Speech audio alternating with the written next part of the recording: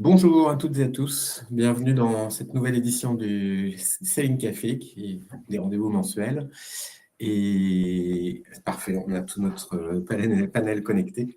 Donc, le principe de ces webinaires, pour ceux qui ne connaissent pas, c'est de partager avec les experts du nautisme, de la voile de compétition et du transport à la voile des sujets techniques et un des focus sur des nouveaux marchés.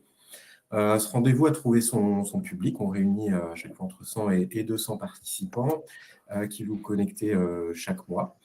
Et puis beaucoup plus, évidemment, à regarder les replays que vous pouvez retrouver sur le site sailingvalley.bzh. Aujourd'hui, on va parler du marché des yachts et des super yachts qui offrent aujourd'hui aux acteurs du territoire des opportunités de travailler dans cet univers très particulier du luxe. Preuve que du dynamisme de ce marché, ne serait-ce qu'au Medstrade, on voit l'espace dédié aux yachts et aux super yachts qui ne cesse de s'agrandir. Aujourd'hui, on va avoir deux temps dans ce webinaire. Une première partie où on va découvrir le chantier JF Yacht avec Gaël, qui rentre fraîchement du boot et qui nous donnera quelques clés de lecture de ce marché. Et une deuxième partie où on va en savoir plus sur le trimaran Anaïta, actuellement en construction chez CDK, et notamment comment les compétences de la Sailing Valley ont été mobilisées sur ce projet. Donc, j'ai le plaisir d'accueillir un panel 100% masculin. Voilà, on n'y arrive toujours pas, visiblement. Donc, Gaël Douguet, Space Manager pour JFA Yacht. Bonjour Gaël. Bonjour. Ronan Lucas, donc directeur des opérations chez CDK Technologies. Bonjour Ronan. Bonjour à vous. Xavier Guilbault, architecte naval chez VPLP Design. Bonjour Xavier. Bonjour à tous. Ronan Guérin qui gère le projet Global Yacht Technology, qui est la structure qui porte le projet d'Anaïta. Bonjour Ronan. Ouais, bonjour Arnaud, bonjour à vous tous. Donc merci de vous prêter à cet exercice. Je vous propose de démarrer sans plus attendre avec Gaël, qui est support de présentation, qui va nous présenter JFA et le marché du yacht. Est-ce que tu peux commencer par nous présenter JFA? Est-ce que vous voyez mon écran? Pas encore, mais ça ne devrait pas tarder. Est-ce que vous voyez mon écran? Ça va arriver. Vous me dites et puis je commence. Sinon, je partage l'écran. Pour l'instant, je ne le vois pas. Ouais, j'ai fait partager l'écran et... Désolé. Tu veux que j'essaye? J'aurais dû essayer avant. Alors, attendez. Non, il faut que j'autorise une... Voilà, pardon, j'autorise. J'avais basculé tout de suite. Ça y est, vous voyez mon écran, j'imagine. Ça y est, c'est en train d'apparaître. Oui, c'est bon. Voilà. Parfait. Désolé pour le petit contretemps. Donc voilà, Gaël, je travaille chez JFA depuis une vingtaine d'années. Donc JFA, on est installé à Concarneau depuis 1993 et on construit, on rénove des bateaux de grande taille, plutôt des yachts de 20 à 50 mètres, donc à voile et à moteur, et toutes sortes de matériaux. On dispose de beaucoup de savoir-faire en interne. Et puis, on est aussi installé sur un site avec des infrastructures adaptées. Quelques exemples de construction neuve. Donc, en ce moment, on a un Long Island 87, c'est l'image en haut à gauche. On vient de mettre à l'eau récemment un moteur de 50 mètres. On fait des multicoques à moteur aussi. Donc, on a livré un catamaran de 78 pieds. Donc là, c'est coque alu superstructure composite. On a fait pareil avec Basic, un 70 pieds en bas à gauche.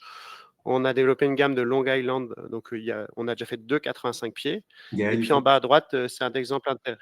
Gaël, oui. Tu n'as pas changé de slide, on est repassé en mode diaporama. Enfin, on n'est pas en mode diaporama.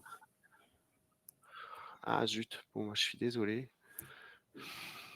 Pas de bon écran. Est-ce que vous voyez le deuxième slide? Oui, on va continuer comme ça. Non, toujours pas. Ouais, bon, désolé, excusez-moi. Donc, quelques exemples de construction neuve. Donc, je parlais des catamarans que vous voyez à l'écran. On fait des monocoques aussi à voile. L'actualité, c'est un 50 mètres. Donc, c'est le bateau qui est en haut, au centre. Et puis, un exemple intéressant, Mostrap en bas à droite, dont je vais reparler un tout petit peu plus bas. On fait aussi de la rénovation. Donc, c'est bon, on a changé de slide? Oui, c'est tout bon, ça fonctionne. Voilà. Voilà, on fait aussi de la rénovation. Donc, la rénovation, ça peut être des entretiens assez courts, c'est le cas de Passe en haut à droite. C'était un voilier de 44 mètres qui s'est arrêté pendant 6 semaines au chantier. Mais ça peut être des refits un peu plus profonds où on va reconstruire, refaire des aménagements, modifier les coques, repeindre. Donc, un refit, ça peut être d'une maintenance à une reconstruction, quoi. Donc, voilà. Donc, on se développe aussi récemment, on se diversifie un peu, nous, de notre marché. En fait, le marché du yacht, c'est un peu entre le nautisme et le naval. Et donc, nous, on a choisi d'aller un petit peu vers le naval aujourd'hui. Et on vient de livrer une pilotine, par exemple, pour le port du Havre. Pour revenir un peu sur ce qui nous réunit aujourd'hui et nos connexions avec la Semi-Vallée, on collabore régulièrement avec CDK, par exemple, où on a fait 2 bateaux avec eux, 2 coques. On a fait Mousetrap et un 110 pieds en carbone. Et puis, Sun Tenares, un catamaran de 85 pieds en composite à l'époque. C'était en 2004. On travaille régulièrement avec Lorima, Incidence, Irwas Rigging, Jessie, Pixel, Team. Enfin voilà, aujourd'hui, on va trouver chez nous, dans notre Bretagne, des acteurs intéressants et importants et pour lesquels on va aller chercher des compétences bien précises. J'ai oublié de citer certains architectes ou Norse Multiplast avec qui on a des échanges, mais pour l'instant, on n'a pas beaucoup travaillé encore. Je voulais rapidement présenter le marché du yacht. Donc, un yacht, c'est quoi? C'est un bateau de plus de 24 mètres de plaisance et qui a pour but de transporter des passagers. C'est parfois du charter. On va trouver toute forme de matériaux de coque, toutes sortes de matériaux de coque. Donc, il y a les bateaux acier, aluminium, composite, bois. Attention, la coque, on imagine que la coque, c'est un élément important. Sur un yacht, ça peut représenter entre 20 et 50% du prix du bateau. Ce n'est pas forcément l'élément le plus cher. À l'intérieur d'un bateau, d'un yacht, il y a beaucoup d'équipements. Il y a un confort qui est assez élevé, des aménagements assez poussés. Sur certains bateaux, il y a des niveaux sonores, donc on va avoir de l'isolation installée. Et puis au niveau gréement et accastillage, on peut se retrouver aussi avec des systèmes assez complexes. J'ai mis en dessous quelques exemples, ça vous permet un peu de voir différentes sortes de bateaux. Et donc, je suis parti des plus gros monocoques et des plus gros multicoques en ce moment sur le marché du yacht. Alors, aujourd'hui, si on regarde le site Super Yacht Times, ils ont référencé environ 13 000 yachts. Et dans ces 13 000 yachts, il y en a 1872 à voile. Dans ces 1872, on a 89 multicoques. Donc, ça fait longtemps que tout le monde dit que le multicoque se développe. Ça arrive doucement, mais ça arrive. Donc, quelques exemples intéressants. Pour le plus gros voilier, c'est un peu fou, hein, mais il y a des voiliers jusqu'à 140 mètres en acier. On va retrouver au milieu Asahi un 56 mètres, donc c'est un Perini par exemple. Donc ça, il y a pas mal de bateaux dans ces tailles-là, 50-60 mètres en monocoque. Et Ribel, c'est un exemple intéressant parce que c'est un 32 mètres en carbone, donc qui a un programme de charter, mais aussi de course. Est-ce qu'il y a une Et règle, en dessous, oui. Est-ce qu'il y a une règle de la taille des bateaux et des matériaux utilisés? Est-ce que, par exemple, la luche? Non, pas forcément. C'est-à-dire que on va retrouver l'aluminium permet de faire des bateaux jusqu'à 60-70 mètres. Au-delà, c'est assez complexe. Donc, on va plutôt passer vers l'acier. Et le composite, on est lié à la taille d'un moule. Donc, en fait, faire un moule 20, 30, 40, 50 mètres, ça devient, c'est faisable, mais ça devient un peu plus complexe et onéreux. Donc, on va dire qu'on va avoir des bateaux en composite jusqu'à une 50aine de mètres. En dessous, on voit donc quelques exemples de catamarans. Donc, le point commun, c'est qu'il y en a plusieurs qui ont des Malorima, par exemple, ou des voiles incidence ou Norse. Art Explorer, qui est un bateau récemment sorti d'Italie. Et puis, un autre exemple à droite, Sunreef, qui est un très gros faiseur en Pologne. Donc ensuite, je voulais présenter rapidement quelques chiffres récents, c'est-à-dire qu'il y a le magazine Boat International qui recense un peu tous les projets en construction actuellement. On se rend bien compte que le marché il est quand même très bateau à moteur et que dans le monde entier en ce moment, il n'y a que 69 bateaux en construction à voile sur ce marché du yacht. À savoir que le journaliste qui commentait ce document disait qu'il y avait une 60aine de multicoques dans ces voiliers, donc c'est plutôt une tendance assez forte. Et si on regarde sur ces 60 multicoques, en France, on en a entre 8 et 10 en construction. 2 à Lorient, 2 chez nous à JFA. Il y en a un chez Fountain et il y en a plusieurs chez La Goutte, mais je n'ai pas forcément le chiffre. Je pense que le gros de ce marché du multicoque, c'est Sunreef qui est très fort et qui construit beaucoup de bateaux en même temps. Dans le cas Montmer, il y a Expédition. Quel type de bateau ça? C'est plutôt des bateaux exploreurs, un peu comme le bateau qu'on vient de livrer. Donc, c'est une catégorie que le magazine essaye de mettre un peu en avant parce qu'on voit que c'est une tendance dans le bateau à moteur d'aller faire des bateaux qui vont sortir des sentiers battus et qui vont plutôt aller en Antarctique, dans les îles lointaines. Donc, voilà. Bon, je remarque que les voiliers, c'est effectivement une petite part, mais finalement, ça reste stable. Comme Oui, la quantité, ouais. là, sur plusieurs années, on est à peu près sur les mêmes chiffres, quoi. Ouais, je pense que ça reste stable et puis on peut espérer qu'avec l'envie de verdir un peu ce marché, j'espère qu'on verra de plus en plus de mâts. Et on le voit aussi, le développement de gréements un peu innovants et qui commence à arriver un peu comme sur le marché du cargo à voile. Oui, au Medstretch, j'avais vu un stand, c'était mis Sailing is the new luxe. Donc, peut-être que. Ouais. Ouais. Je pense que la voile apporte, outre l'aspect green, elle apporte aussi du silence. Et c'est vrai que c'est quelque chose d'important sur un bateau de luxe. Là, c'est un slide où je vais passer assez rapidement, mais c'est une répartition un peu par taille. Donc là, ça ne différencie pas les bateaux à moteur et les bateaux à voile.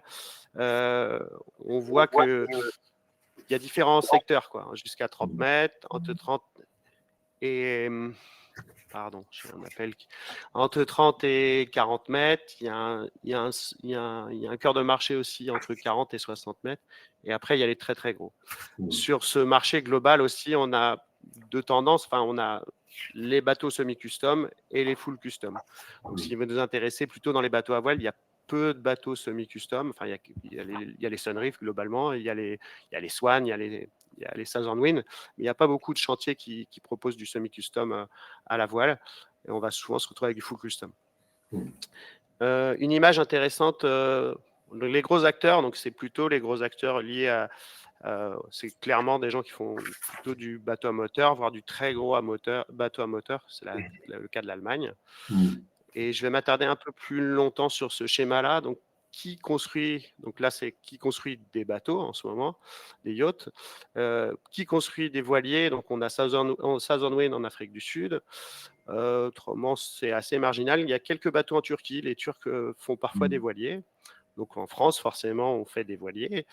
En Hollande. C'est une spécificité des acteurs français d'être vraiment positionnés sur le voilier? Oui, je pense que les gens viennent chercher nos compétences en France. On a un marché de la plaisance qui est très fort avec des acteurs comme Jeannot, Beneteau, le groupe Grand Large, par exemple. Et c'est vrai que les gens reconnaissent un peu ces compétences-là. Et voilà, ce marché du yacht, il s'est développé grâce aux architectes qu'on a en France, grâce au savoir-faire qu'on a en France et à certains de nos fournisseurs. Et voilà, je pense que c'est dans la culture française de faire des bateaux à voile. On a quelques chantiers hollandais. Pardon. Ouais. Non, vas-y. Je finis juste sur les voiliers. Quelques chantiers hollandais qui font des voiliers. On a forcément la Finlande avec Baltique et l'Italie avec parfois quelques bateaux custom. Voilà, excuse-moi. Non, justement, c'était par rapport à ce slide-là. Donc là, c'est les nombres de chantiers leaders.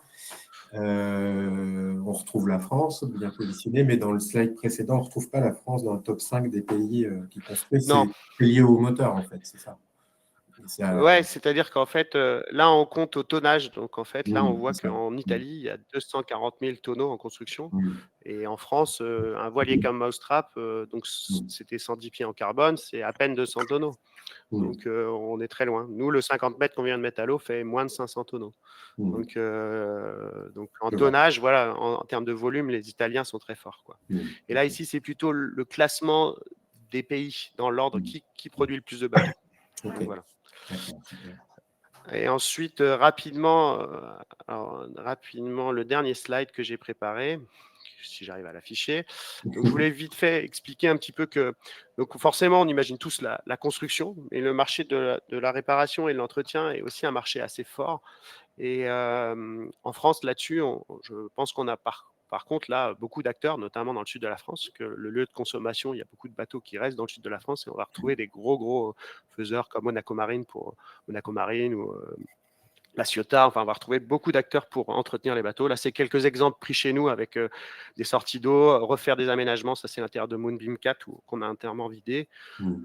Un dématage. On a déjà eu Maréchal 3 aussi qui s'est arrêté en cale sèche. Donc voilà, être capable aussi, c'est pas juste construire des bateaux, être capable de les entretenir, c'est aussi un marché intéressant. Rapidement, les prescripteurs, on a un client qui va faire un bateau, il peut forcément s'adresser à un chantier, mais il peut être aussi amené par son capitaine, par son architecte, par son broker. Donc, on ne s'adresse pas forcément juste à des clients, on s'adresse aussi à toutes sortes de professionnels qui sont à même d'amener un client vers un chantier pour une construction neuve ou un refit. Oui, en fait, un yacht. Toi, tes contacts, c'est plutôt des intermédiaires. On ne s'adresse pas tout de suite ou forcément aux propriétaires. Exactement. On va souvent, le client est souvent entouré de professionnels qui vont l'aider à faire ses choix et l'amener vers la meilleure solution pour son projet. On va retrouver donc sur ces bateaux-là aussi des équipages professionnels, c'est-à-dire que à bord on va toujours avoir un capitaine, mais on va avoir un mécano, on va avoir une équipe d'hôtellerie, donc un chef cuistot, des hôtesses. Donc c'est des bateaux qui sont toujours utilisés par des équipages. C'est un bateau c'est toujours utilisé par des équipages et ça répond aussi à certaines fois le fait d'utiliser le bateau en charter. C'est-à-dire que certains bateaux sont mis à la location. Et c'est quand même une part importante du marché. Alors, faut se rendre compte que la location ne va pas amortir le prix du bateau, mais va permettre souvent de payer les frais d'entretien, l'équipage, l'assurance et tout ça. Et les bateaux qui sont en charter font régulièrement, ont plutôt un programme anti-Méditerranée. Donc, c'est vrai qu'on imagine beaucoup, on voit beaucoup de bateaux aux Antilles, beaucoup de bateaux en Méditerranée. C'est aussi parce que le marché du charter les emmène là. Donc, j'ai déjà parlé un petit peu de qualité de technologie, mais on imagine tous, c'est vrai que c'est des objets extrêmement complexes avec souvent la capacité à installer des équipements un peu fous et parfois innovants, parfois légers, parfois, beaucoup de, voilà, je ne veux pas dire qu'il n'y a pas de limite, mais en tout cas, quand il y a un besoin, on est capable d'aller chercher des solutions techniques assez poussées. C'est un marché qui est codé avec pas mal de... Il y a des médias bien particuliers. Là, j'en ai mis un qui est Boat International. J'ai cité tout à l'heure Super Yacht Times. Mais il y a pas mal de magazines différents. C'est un marché sur lequel il y a des salons spécifiques. Donc là, c'est une image prise au Salon de Monaco, qui est le salon de référence. Mais il existe d'autres salons où on va retrouver des yachts présents, à voile ou à moteur.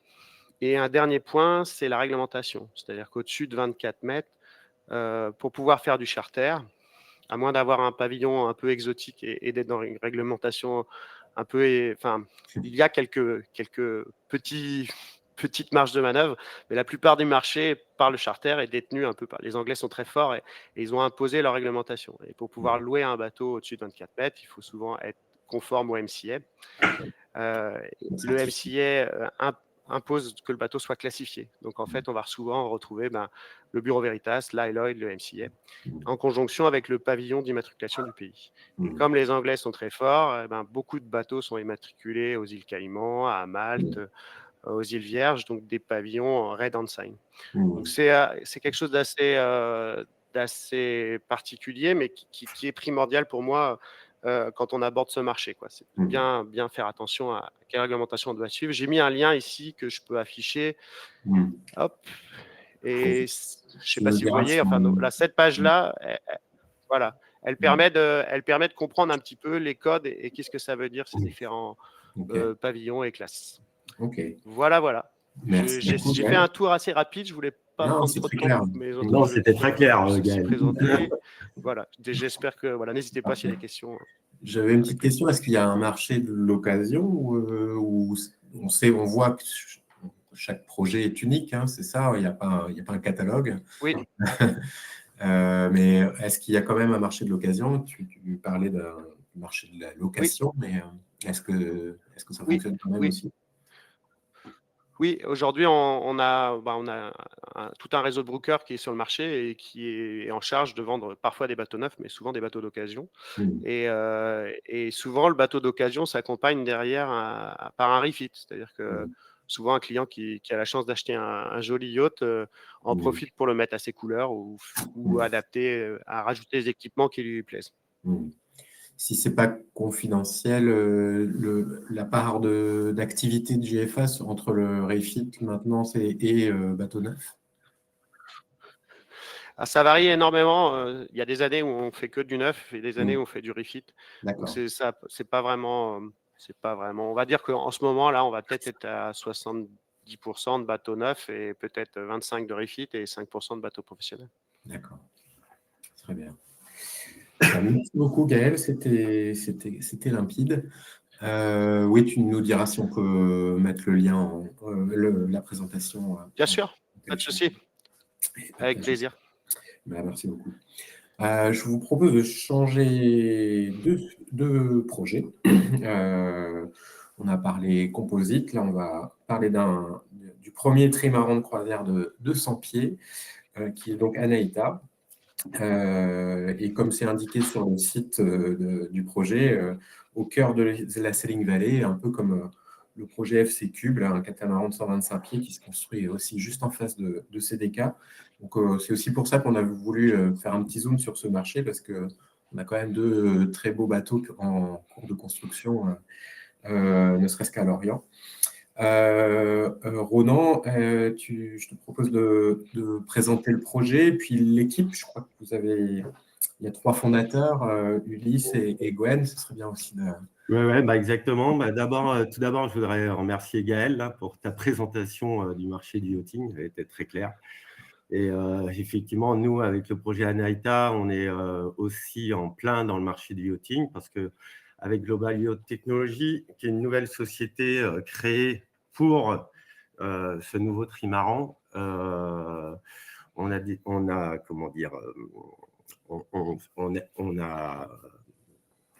rentre dans le marché du yachting avec ce nouveau bateau.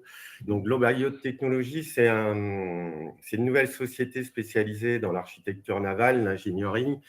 Et l'objectif, c'était de lancer ce premier grand trimaran ultime issu de toutes les technologies de la course au large. Et donc, pour ce faire, on a 3 associés dans Global Yacht Technology. On a Gwenaël Bardou, qui est le spécialiste technique du projet en termes de fabrication. Ulysse Sarin, qui est spécialiste de la gestion de méga yachts. Et moi-même, navigateur et puis gestionnaire du projet. Donc, ce bateau… Est-ce qu'on partage, tu avais préparé un petit support, tu veux que je le mette ou Oui. Vas-y. Donc, ce bateau, il a été initié il y a maintenant 2 ans et demi. Nous, on s'occupait déjà de plusieurs propriétaires de bateaux, de gestion de construction. Et puis, lors de la semaine d'Antigua, moi, j'ai présenté des premières esquisses d'un nouveau trimaran qui a séduit un de nos propriétaires dont on s'occupait. Et puis, au bout de quelques jours, il m'a dit que ce projet l'intéressait sérieusement et si on était capable de le monter, qu'il serait intéressé pour qu'on lance une préétude sur ce projet. Donc, l'idée, c'était de faire vraiment un trimaran de croisière d'exception. Et pour ce faire, qui dit trimaran de cette taille-là, on s'est rapproché du cabinet d'architecture VPLP, qui est le grand spécialiste aujourd'hui des trimarans. On va dire que le cabinet d'architecture VPLP ont des années d'expérience des trimarans. C'est les premiers à avoir fabriqué des trimarans en Formule 40, en Norma, et puis c'est surtout aussi les premiers cabinets d'architectes à avoir fait des grands trimarans ultimes, dont le premier Banque Populaire, le plus grand trimaran de course au monde, qui a été d'ailleurs géré par Ronan Lucas, qui est avec nous, qui est aujourd'hui directeur du chantier CDK. Et donc, pour faire ce trimaran, obligatoirement, on s'est rapproché de grands spécialistes de la course au large, dont VPLP et aussi CDK pour ses compétences et son expérience en process de fabrication. Donc là, aujourd'hui, ce trimaran, il fait, si tu peux le présenter, Arnaud. Ouais, je vais le lancer, c'est en cours, ça vient tout de suite. Hop. Donc, vous allez pouvoir le voir, ce trimaran est assez proche d'un ultime dans sa configuration, dans cette taille. Ça reste néanmoins un trimaran de croisière. Donc, tout le travail de l'équipe qui a été monté autour de ce projet, ça a été d'associer cet aménagement à une culture de bateau de course. Donc, c'est en cours. C'est en cours. Alors, ce qu'on peut dire, c'est que le Global Yacht Technology fonctionne un peu différemment d'un chantier comme JFA. C'est vrai que nous, on s'est structuré un peu comme une équipe de course. Donc, ça veut dire que vraiment, tout le projet a été monté avec cette expérience, cette expertise de compétiteurs et vraiment de technologie de pointe. Et donc, à la nuance de chantier, de grands chantiers, nous, on est venu piocher une équipe comme lorsque vous voulez faire un bateau de course, vous allez avoir envie de faire le meilleur bateau et le bateau le plus rapide. Donc, vous allez vous associer avec des architectes, des ingénieurs de structure, des ingénieurs dans toutes les technologies qu'on retrouve dans un bateau. Et là, ça, c'est un premier rapprochement, on va dire, du sujet d'aujourd'hui, qui était de parler du transfert de technologie de la course à la croisière. Déjà, dans son propre fonctionnement, Global Yacht Technology est plutôt plus proche d'une équipe de course pour monter ce projet-là. Donc là, vous pouvez voir… tu me fais signe quand tu veux que je change. Les premières esquisses du trimaran qui ont été réalisées par l'un des designers du cabinet chez VPLP, qui s'appelle Yann Prunel. Donc ça, c'est des esquisses qui ont été déjà réalisées il y a 2 ans. Comme je vous l'ai dit, ce projet, il est parti d'une conception d'une feuille blanche. C'est-à-dire que lors de mes navigations, moi, je dessine pas mal de concepts de bateaux. Et donc, j'ai été le premier penseur de ce trimaran. Mais par la suite, il y a eu vraiment tout un tas de nombreux penseurs qui ont abouti à ce qu'on va vous présenter aujourd'hui. Et là, ce que vous avez à l'écran, c'est les premiers dessins de recherche de design pour aboutir à Anaïta, le bateau qui est en cours de construction chez CDK actuellement. Je crois que tu peux toi-même changer les slides, je pense. Sinon, tu me fais signe. Ce bateau-là mesure 30 mètres de long. Il est 21 mètres de large. Et ce qu'on a souhaité aussi dans ce bateau, c'est de se faire un bateau raisonné. Je veux dire par là qu'on ne voulait pas de solution extrême. L'objectif, c'est de faire un bateau qui navigue, qui permette aussi aux propriétaires de se soustraire de beaucoup de problématiques de maintenance. Comme le disait Gaël, c'est des bateaux très techniques, donc avec beaucoup de technologies à embarquer. Et donc, qui dit technique dit aussi potentiel panne. Et nous, l'ADN de ce bateau-là, en tout cas, l'axe principal du cahier des charges, c'était de faire un bateau simple, fiable et marin. Donc, simple dans sa configuration. On a évité de partir sur des solutions extrêmes comme les foils et ce qu'on peut retrouver aujourd'hui dans la course moderne. Fiable parce qu'on s'est concentré et on s'est rapproché de chantiers très spécialisés en fabrication composite. On peut dire que la partie composite est réalisée par CDK, qui est l'un des chantiers les plus reconnus dans le monde dans sa maîtrise des process des matériaux composites. Et donc, je pense au pré-imprégné, en tout cas, la mise en œuvre du carbone pré-imprégné. Et marin, c'est déjà par sa configuration, hein, pour nous, un trimaran a une plage d'utilisation beaucoup plus polyvalente. C'est un bateau qui a beaucoup moins de risques de chavirer qu'un catamaran.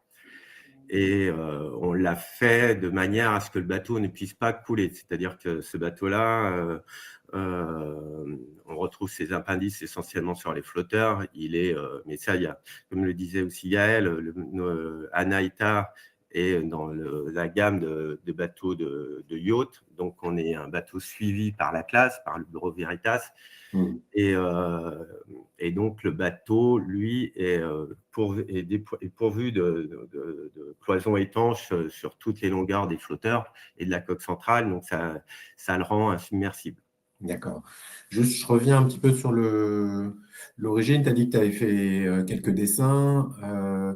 Et à partir de quand tu as commencé à travailler avec VPLP pour dire Alors, OK, nous, j'ai trouvé un potentiel propriétaire ou comment ça s'est passé? alors, suite à l'accord de ce fameux propriétaire, rapidement, on a monté une équipe. Rapidement, Gwenaël Bardou et j'ai appelé le lendemain de l'accord de principe plusieurs personnes pour monter cette fameuse équipe. Et 2 mois après, on se retrouvait dans les bureaux de VPLP pour mettre les bases de ce bateau. Et c'est-à-dire que lorsque je parle de 2 mois après, on parle il y a maintenant 2 ans et demi. OK. Donc, Et là, le brief, tu parlais d'un équilibre de recherche de fiabilité, mais il y avait aussi de la recherche de performance, un petit peu de s'inspirer justement des bateaux de course au large. C'est quoi l'équilibre du brief passé à VPLP entre le design, la fiabilité, le confort, la performance? Comment ça alors, l'objectif, c'était de faire un trimaran de croisière. Initialement, le bateau ne devait pas être aussi grand, mais pour pouvoir intégrer un nombre de cabines suffisant, le bateau a pris un peu de longueur. Aujourd'hui, maintenant, le bateau fait 30 mètres. Le brief, c'était de faire un bateau de croisière hyper optimisé. Ça, c'est venant un peu de notre culture de course. Et donc, tout le travail sur ces 2 ans, ça a été de collaborer ensemble pour arriver à intégrer un aménagement dans une réflexion, dans une culture de bateau de course. Donc, on a vraiment souhaité fabriquer ce bateau comme un bateau de course et il a fallu aller assez loin dans tous les détails parce que ça, c'est un des points importants dans la course, c'est que la course amène à pousser les détails à son paroxysme. Et donc, sur un bateau de course, le bateau, il est vide. Là, aujourd'hui, nous, on a un aménagement de yacht, c'est un appartement à bord du bateau. On retrouve tout le confort, des salons, des cabines, des chambres, une cuisine avec tout son équipement. Donc, depuis 2 ans, effectivement, avec l'équipe de Xavier, mais aussi avec un designer d'intérieur qui s'appelle Christophe Schedal, on a poussé assez loin la conception et en vue de la fabrication du bateau. J'ai envie d'en profiter pour demander un petit peu à Xavier comment VPLP s'est organisé. Est-ce que vous avez l'habitude aussi de travailler avec des designers spécialisés dans le luxe parce que c'est vrai qu'un bateau de course, c'est pas là qu'on va faire l'effort, du moins qu'on puisse dire. Mais du coup, comment les équipes de VPLP qui construisent aussi d'autres yachts, mais s'organisent quand on est des projets comme ça? Merci pour ta question, Arnaud. Ouais, c'est intéressant. C'est vrai qu'en Bretagne, on est peut-être un peu plus connu pour nos bateaux de course, mais en fait, c'est qu'une partie de notre activité finalement. Et on fait pas mal aussi de bateaux de croisière de production pour des gros chantiers, mais aussi des bateaux à l'unité pour des propriétaires. Et donc, ce bateau-là, nous, quand Ronan et Gwen sont venus nous voir il y a 2 ans et demi, effectivement, ça nous a tout de suite très excités parce que c'était le parfait mélange ou la parfaite synthèse en fait entre le marché du yacht et le marché de la course. Et donc on se sentait vraiment, enfin ça faisait très longtemps qu'on réfléchissait à des projets un peu similaires et ça a été une super opportunité pour nous de mettre toutes nos compétences au sein de l'agence sur ce projet-là, quoi. Donc on a en interne dans notre agence de Paris, là, on a une petite équipe de designers, ils sont 3, plus des modeleurs des modeleurs 3D un peu haut de gamme pour vraiment modéliser de manière très précise et des formes, vraiment, on appelle ça presque de la carrosserie comme en voiture, quoi. Et donc cette équipe-là est essentiellement aujourd'hui dédiée à des bateaux de grande plaisance. On les fait intervenir quelquefois sur des des petites zones sur des bateaux de course, ça arrive et de plus en plus. Mais donc là, voilà, ce bateau-là, ça a été, à part l'intérieur, effectivement, qui a été pris en charge par Christophe Chedal-Anglais, là, comme le disait Ronan. Toute l'enveloppe extérieure du bateau a été entièrement pensée et dessinée et designée en interne avec notre équipe. D'accord. Et voilà. donc, en fait, par rapport à un bateau de course, disons qu'il y a un peu toutes les compétences d'un bateau de course auxquelles se rajoute la partie design extérieur, ligne, équilibre d'ensemble. Voilà. D'accord. J'ai envie de poser la même question à Ronan Lucas cette fois. Est-ce que chez CDK, ça fait appel à d'autres profils, d'autres compétences de travailler sur un bateau de croisière, d'avoir une autre approche que les bateaux de course? Alors, pas forcément, parce que chez CDK, on a toutes les compétences pour réaliser toute la partie composite des bateaux. Ça nécessite une optimisation un peu différente parce que certaines parties de ce bateau sont fabriquées en preg, qui est vraiment l'élément majeur pour tous les bateaux de course. Et là, on a un mix d'infusion et de preg pour maîtriser les coûts, maîtriser le projet. Et l'ensemble de nos sites travaillent un peu sur ce projet. Ici, à Lorient, on réalise notamment la coque centrale et après, on va faire l'assemblage. À la Forêt-Fouesnant, les bras, et on l'a fait en infusion. Là, on a démoulé très récemment la coque centrale qui est très réussie. Et à la Forêt-Fouesnant, sont réalisés en preg les bras qui sont forcément très sollicités pour ce type de navire. Mais voilà, nous, notre but, délivrer la meilleure qualité possible, que ce soit un bateau de course ou un bateau de croisière. L'élément un peu différent, c'est qu'il faut aller sur des technologies qui sont un peu plus variées et qui font sortir de nos habitudes qui sont vraiment le preg. Mais on a réussi à sortir une coque qui est magnifique, je crois, en infusion. Ok. Est-ce que l'extension du bâtiment à Lorient était déterminant pour pouvoir répondre à ce type de projet? Alors, je pense que c'est à Ronan Guérin qu'il faudrait poser la question. J'aurais tendance à dire à Lucien, moi, plutôt. Mais je crois que oui, parce qu'en effet, on a agrandi de 2 alvéoles le chantier de quai Roman à Lorient, qui porte la surface à Lorient à 9000 m², et donc 3500 m² tout récent, avec un hall de drapage et un hall ICPE aux normes qui va permettre de vraiment peindre le bateau dans d'excellentes conditions et de faire un assemblage très réussi. D'accord. Ronan Guérin. Je tiens juste à rajouter quand on a monté, quand on est arrivé pour voir VPLP et CDK, le souhait aussi, c'était de travailler avec des gens qui sont habitués à travailler ensemble. Parce que sur des projets aussi lourds que la conception d'un trimaran et la fabrication d'un trimaran de 100 pieds, c'est vrai que le fait déjà d'avoir une communication entre chaque partie déjà éprouvée, ça facilite énormément les échanges et ça permet d'avancer plus vite dans les réflexions. Il y avait dans le chat une petite question sur encore sur les dimensions du bateau, sur la taille de la partie appartement de course, comme le dit Patricia.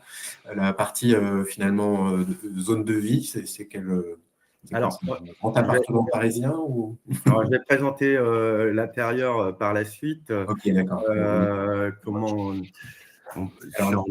Juste pour slide avec les surfaces aussi, non? Quoi? Oui. Tu dis? Xavier, tu as dit quoi? Non, je disais, il me semble qu'il y a une slide avec les surfaces. On y reviendra après. Là, avec un bateau de 30 mètres, on a eu la possibilité de faire un aménagement assez conséquent. Alors aujourd'hui, on a 2 versions d'aménagement parce qu'on a développé ces 2 versions d'aménagement. Le passage des slides. Qui est-ce qui fait passer les slides là? C'est toi, Arnaud? Non, c'est pas moi. Et on a 2 versions d'aménagement. Il y a la première version qui est en cours de construction aujourd'hui, avec le premier Anaïta qui va être mis à l'eau fin 2027. C'est une version plutôt d'explorateur moderne, avec un client qui a le souhait vraiment de naviguer avec le bateau. Donc le programme du bateau, là, celui que vous voyez à l'écran, c'est vraiment un programme de bateau de croisière pour faire un tour du monde pendant 2 ans. Donc, il est centré, lorsqu'on a conçu le bateau, il y avait 2 choses importantes. C'est d'abord, on a souhaité réunir tous les systèmes et toutes les masses du bateau au centre de gravité, au plus près du centre de gravité du bateau.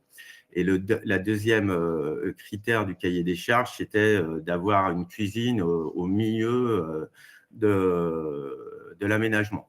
Voilà, cuisine à l'américaine. Donc, sur cette version-là, on a 2 niveaux, 2 niveaux et demi, on peut dire. Là, on est sur le niveau inférieur du bateau. Il faut savoir que la coque centrale, en hauteur, fait à peu près 4,50 m de haut. Donc, on a un étage dans le bateau.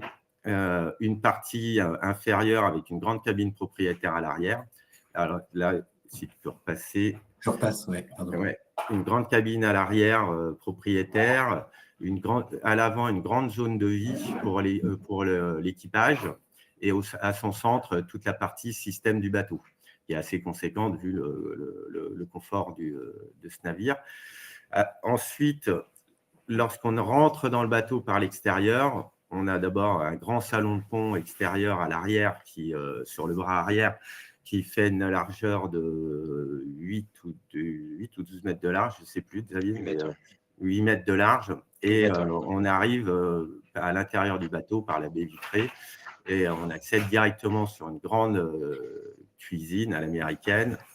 Ensuite, proche du mât, un premier petit salon. Et à l'avant, une zone qu'on appelle dojo, qui est complètement modulable, qui permet de pouvoir accueillir 16 personnes à table. Et dans les excroissances de la coque centrale, sur les côtés, on peut voir aussi les cabines invitées. Donc, le bateau Anaïta, aujourd'hui, est capable d'accueillir 16 personnes. 16 personnes que ce soit en termes de literie ou en termes de table pour dîner et déjeuner. Donc ça, c'est la première version qui est en cours de construction et on a réalisé une version 2 de l'aménagement qui est plus destinée à des propriétaires plutôt très yachts qui, eux, n'ont pas le souhait de partager leur vie avec l'équipage parce que c'est des bateaux qui vont être menés aussi avec un équipage professionnel. Comme le disait Gaël tout à l'heure, c'est à partir du moment où on rentre dans la gamme de yachts, j'ai obligatoirement accompagné d'un équipage avec skipper, second, chef cuisinier. Et donc, autant nous, dans la première version, ce n'est pas tout à fait le cas, mais dans la version 2 que on doit trouver un petit peu plus loin, ça c'est la première, on est resté, alors, l'ADN du trimaran, c'est un peu aussi l'ADN des premiers gunboats, faire vraiment le bateau de croisière le plus rapide. Et donc, on retrouve aussi la barre intérieure sur la première version, qu'on retrouve aussi chez Gunboat, et 2 barres extérieures pour le plaisir lorsque les conditions météo sont parfaites. Et la version 2, voilà, donc c'est vraiment une version beaucoup plus axée yachting, avec la suppression des postes de bar, de la cuisine sur le premier niveau, et beaucoup moins de cabines. Voilà, là, cette version-là, elle est plutôt axée 3 cabines avec une très grande cabine propriétaire à l'avant et sur les latéraux, 2 grandes cabines. Donc là aussi, on retrouve le design de Christophe Chedal qui a bien voulu faire l'exercice pour cette version-là. Et là, elle est en cours de discussion, on va dire. D'accord. C'est quoi le… Donc là, sur les surfaces, on est à 120 mètres, 126 mètres carrés de souvenirs de surface habitable intérieure. Ulysse qui est connecté aussi, qui nous donne dans le chat les chiffres, merci. Juste, je me demandais, comme on est dans l'univers du luxe, Gaël disait tout à l'heure, des fois il y a des demandes un peu extraordinaires.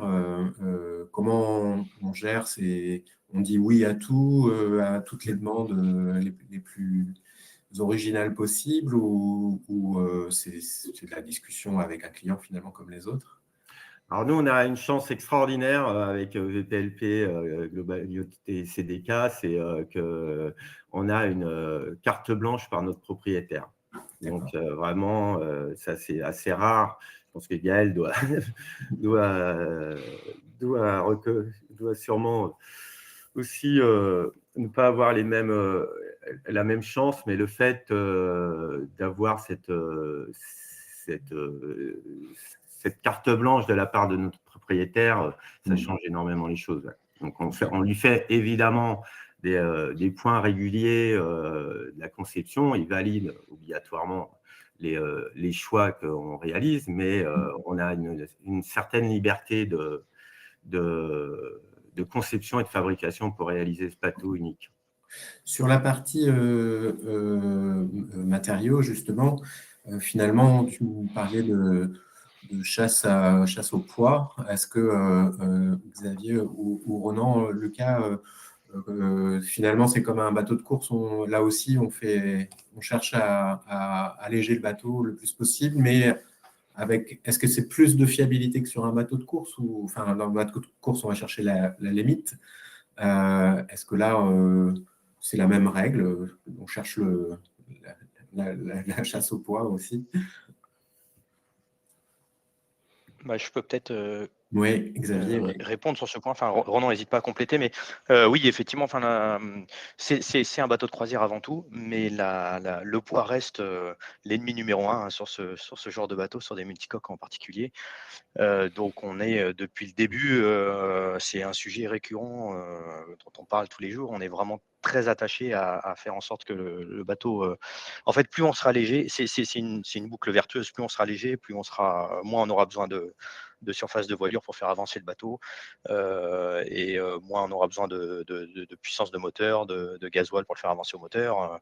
Et plus il sera à nouveau léger, et moins il coûtera cher. Donc en fait, c'est très vertueux, et donc on est la limite de l'exercice, c'est le coût du bateau, évidemment.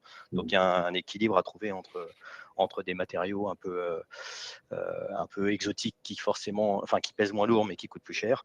Mais ça, c'est pour la construction elle-même. Après, pour tous les équipements, le travail est un peu le même, sur le verre, sur les aménagements, sur les systèmes. Il y a toujours, je pense, depuis le premier jour, cette quête de maîtriser les masses,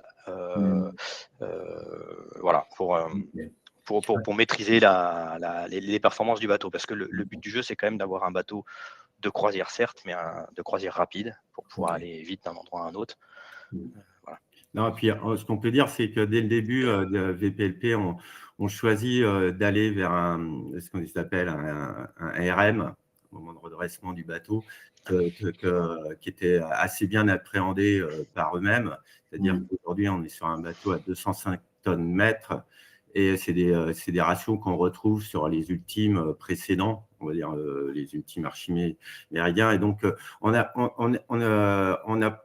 déjà, en termes de structure, on a été sur les choses qu'on connaissait et dont on était sûr d'avoir le recul structurel pour réaliser ce bateau. Après, dans les recherches du poids, il y a aussi, je pense qu'avec l'équipe, avec la communication incessante depuis 2 ans entre VPLP, mais aussi l'équipe de CDK avec leur bureau d'études, c'est d'essayer de lier l'aménagement dans la structure, de peaufiner le moindre petit, pas drapage, mais tissage en fonction des efforts.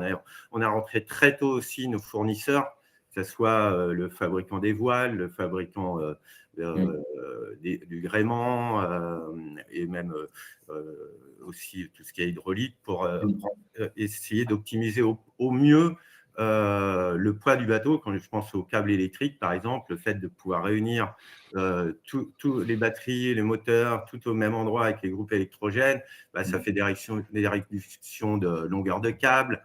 Donc là, vraiment, toute la démarche d'optimiser le moindre détail pour arriver à contenir le poids du bateau. Ok. Ronan, chez CDK, on drape Pour le compléter carbone. les propos de Xavier et de Ronan, en effet, dès lors que le cadre a été défini avec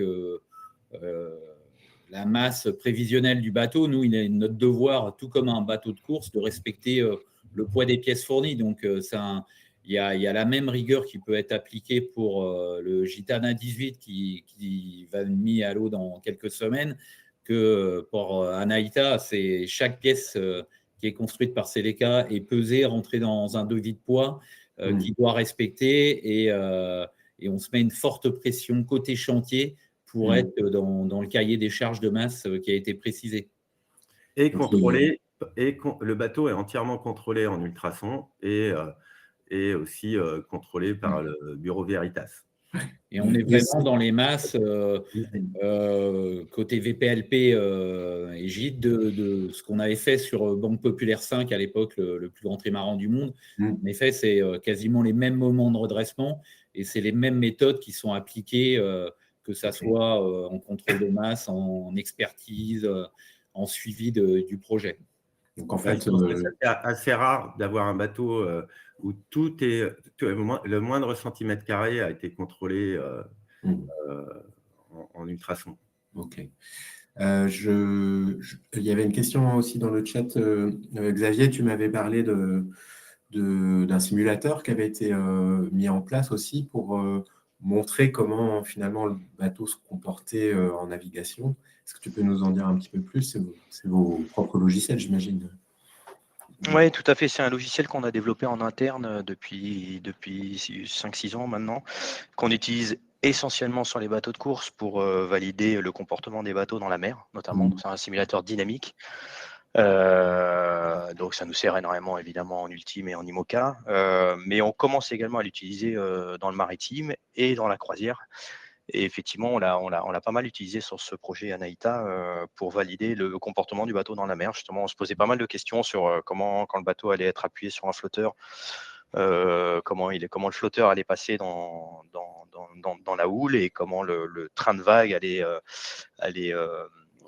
passer sur l'arrière du flotteur, notamment. On voulait valider l'attitude du bateau en trim, en assiette longitudinale. Et également la garde à la mer des bras. Enfin voilà, il y a un peu toute cette réflexion qu'on a vraiment validée sur ce simulateur. Et ça permet également de valider les performances du bateau, l'équilibre général, la surface des appendices nécessaires pour contrer l'effort aérodynamique dans le plan de voilure. La position des appendices, voilà, c'est vraiment un outil. C'est les mêmes outils qu'on utilise sur des bateaux de course et qu'on a avec des objectifs un peu différents, mais les maths et les équations sont les mêmes au final. Donc voilà, on utilise les mêmes outils. Ronan, tu me disais que c'est un bateau qui est fait aussi pour faire un tour du monde comme un ultime, au final. Oui. Alors le programme du bateau, c'est 2 ans en tour du monde. Et effectivement, nous, on a proposé à notre propriétaire, après ces 2 années de tour du monde en croisière, et après, du coup, ces 2 années qui vont nous permettre de valider aussi tous les moindres détails du bateau et de fiabiliser le bateau, parce que bon, on le sait, un bateau, ça nécessite quand même un certain temps pour les fiabiliser. Et à la suite de ça, c'est de ne pas faire un simili Jules Verne avec le bateau. Ce sera pas un peu plus confortable pour les chevaux avec les cuisiniers à bord. Donc, Thomas pourra venir, ça lui changera de l'inconfort des bateaux volants. Il faut savoir quand même aussi qu'il y a de nombreux coureurs qui ont aussi échangé sur ce bateau. Je pense à Loïc Perron qui est très proche, du coup, qui est ambassadeur de CDK, mais il y a vraiment eu un échange permanent, que ce soit au niveau des ingénieurs, mais aussi des navigants de bateaux aujourd'hui d'ultime de course, pour affiner et aussi valider nos choix. D'accord. Gaël, est-ce que ça t'inspire des remarques, des questions sur ce projet? C'est assez similaire à Non, pas forcément. une C'est construction. vrai que le poids, c'est quelque chose de toujours très important. Hein. Je prends l'exemple, par exemple, de nos Long Island qui sont en alu avec des superstructures en composite, mais on fait extrêmement attention au poids et on arrive, par exemple, à sortir 20 tonnes plus léger qu'un bateau de production de même taille, un Lagoon, par exemple. Et donc, c'est vrai qu'on a souvent la chance que les clients qui font construire des voiliers partent loin avec. On a des bateaux qui ont fait 120, 130 000 milles avec leur bateau. Et notre Long Island, il est allé en Antarctique et au Groenland la même année. Donc voilà, donc je leur souhaite la même chose pour Anaïta. J'allais dire Tribe, mais Pour terminer, j'aimerais qu'on revienne sur la partie fiabilité, finalement, maintenance. Pourquoi c'est un point important du projet ou de ce type de projet d'avoir une carte. Certes, on a dit c'est bien qu'ils soient insubmersibles, mais peut-être en termes d'entretien, de comment. Oui, c'est sûr, c'est important de penser les systèmes au mieux parce que c'est des bateaux où c'est compliqué d'expliquer à son propriétaire que voilà, il y a un problème technique et que le bateau est arrêté 4 mois.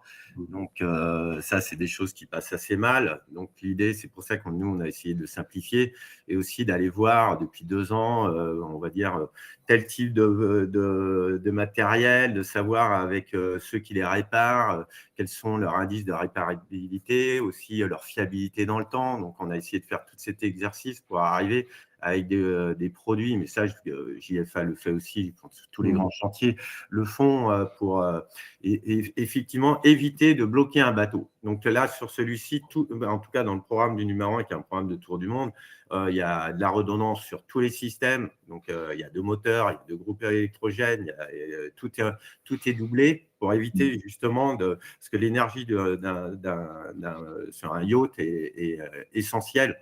Un problème d'énergie, c'est la cuisine qui ne fonctionne plus, des appareils respiratoires qui ne fonctionnent plus. Ne pas avoir de 220 à bord du bateau sur un yacht, c'est quasiment impossible et inexplicable. Donc, c'est là où il faut vraiment soit avoir des systèmes doublés, mais on ne peut pas imaginer stopper un charter ou une navigation pour un problème mécanique.